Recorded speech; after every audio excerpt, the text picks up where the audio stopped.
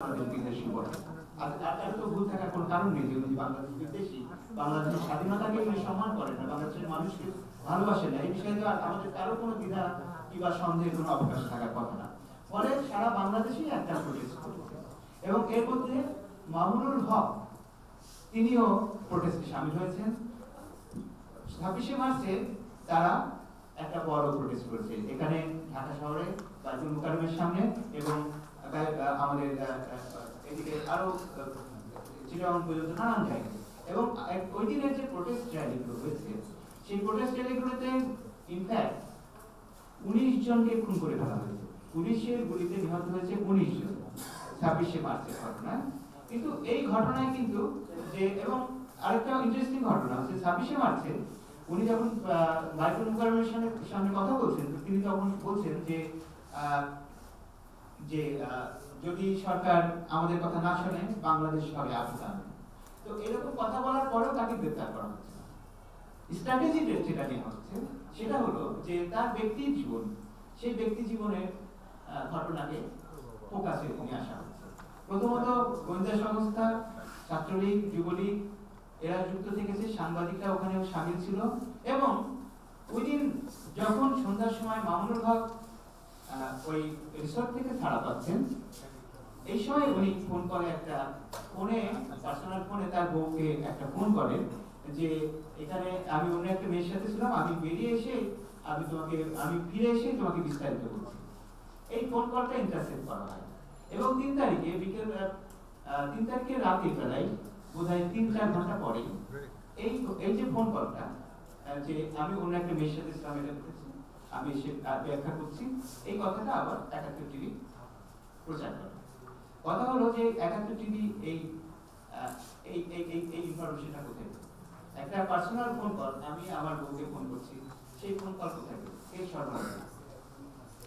তার মানে দাঁড়ায় যে প্রথম আলো ইত্তেফাক সরাসরি আপনার যুক্ত ছিল হলো যে এই নিউজ ম্যানুফ্যাকচারিং এবং মামুনুল হককে শায়েস্তা করতে হবে এই তৎপরতার সাথে। মামুনুল হককে শায়েস্তা করতে হবে কেন? আপনারা দেখবেন যে কওমি জননী হয়েছেন শেখ হাসিনা থেকে শুরু করে নানা কিছু হয়েছে, হেফাজতে ইসলামকে অনেকগুলো সুযোগ সুবিধা দেওয়া হয়েছে, কিন্তু মামুনুল হক যখন আমির হলেন তারপর থেকে উনি একটু সমালোচনামূলক কথাবার্তা বলতে শুরু করেছেন। ফলে উনি টার্গেটেড হতে শুরু করেছেন এবং 21 সালের 26শে মার্চের পরে এই বিষয়টা আরো ক্লিয়ার হয়ে গেল যে মামুনুল হক আর সরকারের কথা শুনছে না। ফলে এই ভদ্রলোককে এবার শায়েস্তা করতে হবে। ফলে এই ঘটনাগুলো তার কেলেঙ্কারিকরণ ঘটলো, যে ঘটনায় তাকে গ্রেফতার করা উচিত বা অনুচিত সরকার যদি মনে করে প্রতিবাদ করা উচিত তাহলে সেটা করতে পারে, কিন্তু তা না করে একটা নারী কেলেঙ্কারিকে তাকে যুক্ত করে দেওয়া হবে। এবং আপনারা যদি রিপোর্ট কভারেজ গুলো দেখেন যে কিভাবে শব্দগুলো বাক্যগুলো তৈরি টুইস্ট করা হচ্ছে, যে মামুনের কয়টা বউ, কতগুলোর সাথে তার সম্পর্ক থেকে শুরু করে নানান কিছু খুবই ইন্টারেস্টিং আপনি এই লাইনগুলো পেতে থাকেন। তো মামুনের দোষ যাই থাক না কেন যে আগের ঘটনায়, কিন্তু যেভাবে গ্রেফতার করা হচ্ছে, যেভাবে শাস্তি করার প্রক্রিয়াটা চলছে, এই প্রক্রিয়াটা ছিল এরার। এরপরে আরেকটা কেস আপনি যদি দেখেন যে এরপরের কেসটা আপনি যদি দেখেন সেটা আমি বলবো যে মিডিয়াতে আপনারা যখন কথা বলতে শুরু করেছেন যে বসুন্ধরার এমডি আনভিরের সাথে তার একটা প্রেমের সম্পর্ক ছিল, তখন তার একটা মিডিয়ায় আনভিরের নাম আসেনি তখনও। কোন এক প্রখ্যাত কর্পোরেট হাউসের এমডি প্রেমিকা বলে বলা হচ্ছে, এরকম কয়েকটা মিডিয়া বলল, তখনও কিন্তু আনভিরের নাম আসেনি। তারপর যখন আরো কথা উঠলো তখন আনভিরের নাম মিডিয়াতে চলে আসলো। এরপরে আনভিরের নাম আসার পরে শুরু হলো একটা উল্টো চরিত্র হননের প্রক্রিয়া। আপনি দেখবেন যে বেশ কিছু মিডিয়া যে মুনিয়া তার বোনের লোভী হয়েছে থেকে শুরু করে, মুনিয়া কিভাবে অর্থ বাগিয়ে নিত থেকে শুরু করে, মুনিয়ার আরো কত প্রেম ছিল, সেগুলো দেশ রূপান্তর এবং কয়েকটা মিডিয়া একটানা রিপোর্ট করতেছে। এবং মজা হচ্ছে যে মুনিয়ার বোন একটা মামলা করেছিল, সেই মামলায় আনভিরকে অভিযুক্ত করা হয়েছে এবং এই আনভিরকে কিন্তু একবারও তারপরে 3 মাসে আনভিরকে একবারও পুলিশ ইন্টারোগেট করে এবং ফাইনালি যখন এফআইআর করেছে তখন আনভিরের নামটা বাদ পড়ে গেছে। তো এই যে আনভিরের নামটা বাদ পড়ে গেল এবং মুনিয়ার চরিত্র হনন করা হলো।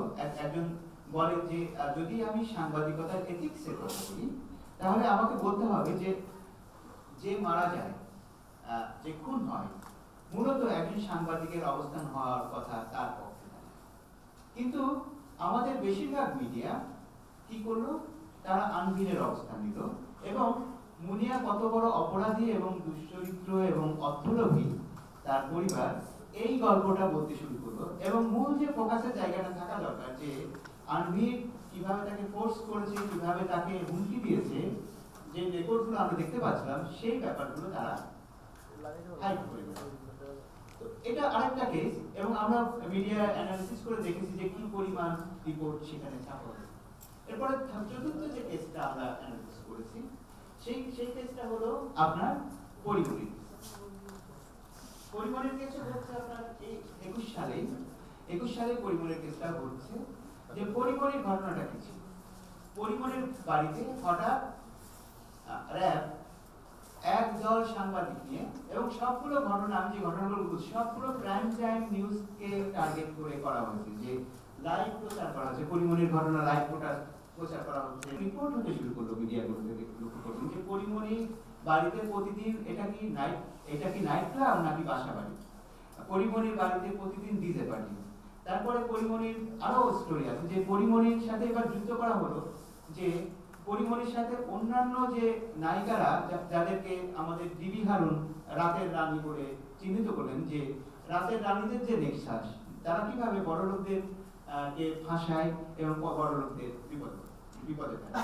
তো এই রিপোর্ট আপনার কয়েকশো রিপোর্ট আমরা দেখলাম যে মিডিয়াতে সাহায্য হলো। এবং যেটা ইন্টারেস্টিং যে পরিমণির আসলে ঘটনাটা কি ঘটেছে, এর পেছনে আপনাকে আরো 2 মাস যেতে হবে। 2 মাস আগে বোট ক্লাবে একটা ঘটনা ঘটে। বোট ক্লাবের একজন সদস্য, তার নাম কি যেন,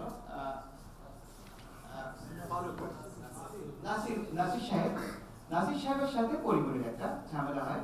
পরিমণি অভিযোগ করে যে নাসির তাকে রেপ করার চেষ্টা করেছে, সেক্সুয়ালি হ্যারাস করার চেষ্টা করেছে। তো এখন নাসির এটার প্রতিশোধ নিচ্ছে এবং নাসিরকে আপনাদের একটু মনে রাখতে হবে, আমাদের খুবই বিখ্যাত যে মানে র্যাবের ডিজি বেনজির আহমেদ তার বন্ধু। তো সেহেতু পরিমণির মুক্তি পাওয়া মুশকিল এবং পরিমণিকে যখন শাস্তি করা হচ্ছে তখন এই যে ডিজির সাথে যারা ডিজি, তার বন্ধু এবং এদের সাথে যারা যুক্ত হচ্ছে তারা হলো যে সাংবাদিক। তো সাংবাদিকরা পরিমণিকে বিভিন্ন নামে, যে পরিমণি হচ্ছে প্রতিদিন দিনের পর একদিন পর এক একটা করে প্রেমিক বদলায়।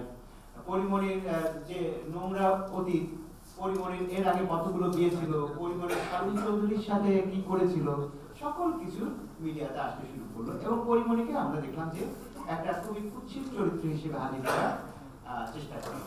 নারী এবং কেলেঙ্কারিকরণ একটা গুরুত্বপূর্ণ বিষয়, মদ এবং নারী, এবং এই দুইটা উপাদান সবসময় আমাদের গোয়েন্দা সংস্থা এবং সাংবাদিকরা ক্রমাগত ব্যবহার করে।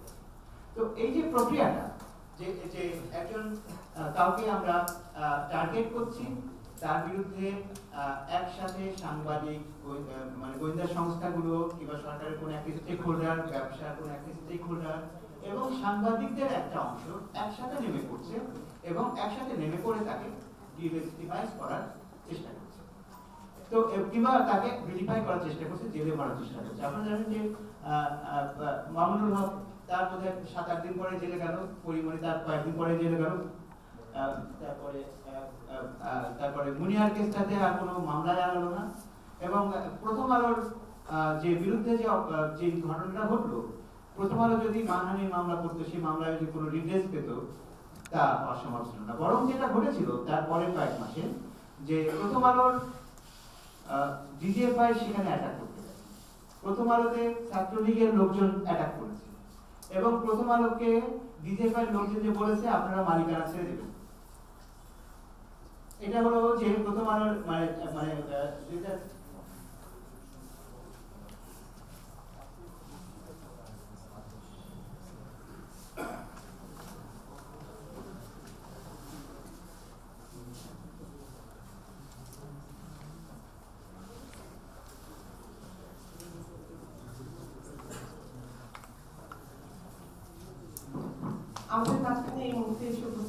প্রডিউস রিপোর্ট এবং শেখ হাসিনার বিরুদ্ধে মামলা পাচ্ছে, খালেদা জিয়ার ক্ষেত্রে একই ঘটনা, তারেক জিয়ার ক্ষেত্রে একই ঘটনা।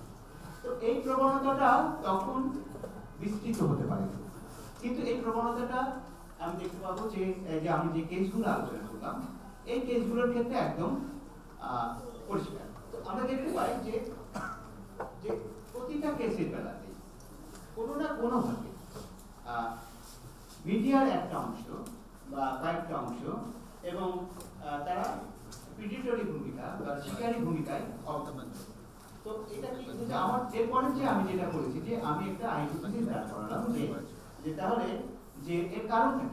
কারণ হলো যে আমার কাছে মনে হয়েছে যে আমাদের যে পুঁজিবাদী অর্ডার, সেই অর্ডারের রূপান্তর ঘটেছে একটা, আমাদের টেকনোলজির ট্র্যাজেক্টরিতে একটা রূপান্তর ঘটেছে, এবং আজকাল সোশ্যাল মিডিয়া এবং মেইনস্ট্রিম মিডিয়ার এমন একটা নেক্সাস গড়ে উঠেছে যে কারণে যেটা হচ্ছে যে ইনস্ট্যান্টলি কোনো একজন ব্যক্তিকে বা কোনো একটা প্রতিষ্ঠানকে ডিলেজিটিমাইজ করা সম্ভব এবং মুহূর্তের মধ্যে তাকে অপরাধী করে তোলা সম্ভব, তাকে ক্রিমিনালাইজ করা সম্ভব এবং তাকে শাস্তি দেওয়া সম্ভব।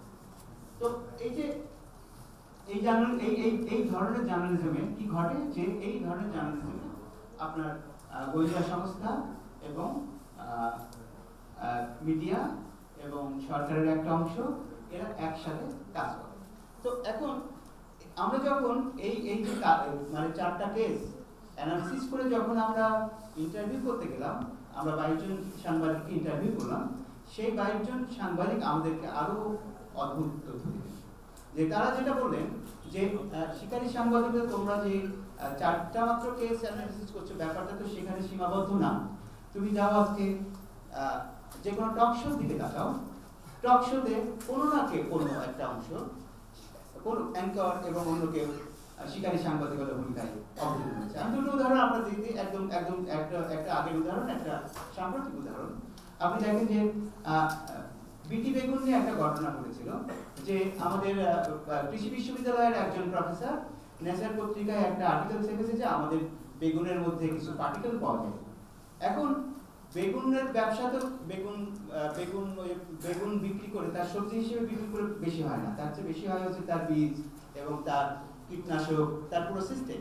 তো এখন এটা হলো যে বিটি বেগুন, আপনার আরেকটা জিনিস মনে রাখতে হবে যে বিটি বেগুন বাংলাদেশে চালু হয়েছিল কবে। এটা হলো যে 13 সালে সারা পৃথিবীতে বিটি বেগুন নিষিদ্ধ করা হয়েছে, তার ভিতরে অনেকগুলো হার্মফুল পার্টিকেল পাওয়া যায় এই কারণে, এবং এই বিটি বেগুন চালু হয়েছে বাংলাদেশে 2013 সালে। এখন যখন আমাদের একজন বিজ্ঞানী একটা বিশ্লেষণ হাজির করেছে যে না বিটি বেগুন হার্মফুল, তখন তাকে শাস্তি করা হয়েছে। 71 টিভিতে একটা অপশনে আপনারা দেখবেন যে আলোচনা করা হচ্ছে এবং বলা হচ্ছে যে আপনাকে তো ফৌজদারি মামলা দেওয়া উচিত, আপনি এই যে মানুষকে ভয় দেখিয়ে ফেলেন, আপনার তো এর জন্য মানে ভীষণ ক্ষতিপূরণ, এত কোটি টাকা ক্ষতিপূরণ দেওয়া উচিত, এই কথাগুলো বলা হচ্ছে। এবং সর্বশেষ আপনি দেখবেন যে আমাদের একদম যখন জুলাই অভ্যুত্থানের শেষ দিকে কোনো এক টেলিভিশনে এক নারী উপস্থাপিকা আছেন এবং বিচারপতি মানিককে ডাকা হয়েছে। সে বিচারপতি মানিক কি বলছেন, বিচারপতি মানিক কিভাবে উপস্থাপকের উপরে আগ্রাসী ভূমিকায় অবতীর্ণ হলেন। তো শিকারী সাংবাদিকতা শুধুমাত্র এখানে শেষ না, মানে শিকারী সাংবাদিকতার পরিসর অনেক বেশি বিস্তৃত। আমি যখন জিজ্ঞেস করলাম যে এর কারণটা কি, সাংবাদিক বন্ধুরা আমাদেরকে যেটা বলছেন বেশ কিছু কারণ এটা ঘটছে, যে যেমন তারা বলছে যে আমরা 2010-12 সাল পর্যন্ত ডিজিএফআই, এনএসআই এদের বিরুদ্ধে রিপোর্ট করতে পারতাম না, কিন্তু 2010-12 সালের পর থেকে ডিজিএফআই, এনএসআই এবং এরকম কোনো সংস্থার বিরুদ্ধে কোনো রিপোর্ট করার এখতিয়ার আমাদের ছিল না। চাকরি হারানোর ভয় আছে, যে চাকরি বাংলাদেশের চাকরি হারানো এবং সম্মান হারানো একসাথে ঘটে, যে সাংবাদিকরা প্রথমত যে চাকরি হারায় তার পক্ষে আর দ্বিতীয়বার চাকরি পাওয়া সম্ভব না, এবং তাকে যেটা করা হয় যে সে আপনার তাকে anti national, anti liberation war element হিসেবে পোর্ট্রে করা হয়, এবং ফলে এই সাংবাদিক ভয় থাকে যে যে কোনো সময় চাকরি যেতে পারে, যে কোনো সময় তার সম্মান হারাতে পারে। তো ফলে তাকে কমপ্লাই করতে হয় মালিকের সাথে এবং সরকারের সাথে। এবং খুব ইন্টারেস্টিং যে মালিক এবং সরকারের মালিক এবং মিডিয়ার মালিক এবং গোয়েন্দা সংস্থার মধ্যে একটা খুব গভীর নেক্সাস হয়ে উঠেছিল মিডিয়ার মালিক, সম্পাদক এবং গোয়েন্দা সংস্থার মধ্যে, যে নেক্সাস হচ্ছে এই প্রিডেটরি জার্নালিজমের উত্থানের একটা কারণ, ফ্যাসিস্ট রেজিমের এই প্রিডেটরি জার্নালিজমের উত্থানের একটা কারণ। তৃতীয়ত আপনি দেখেন যে আমাদের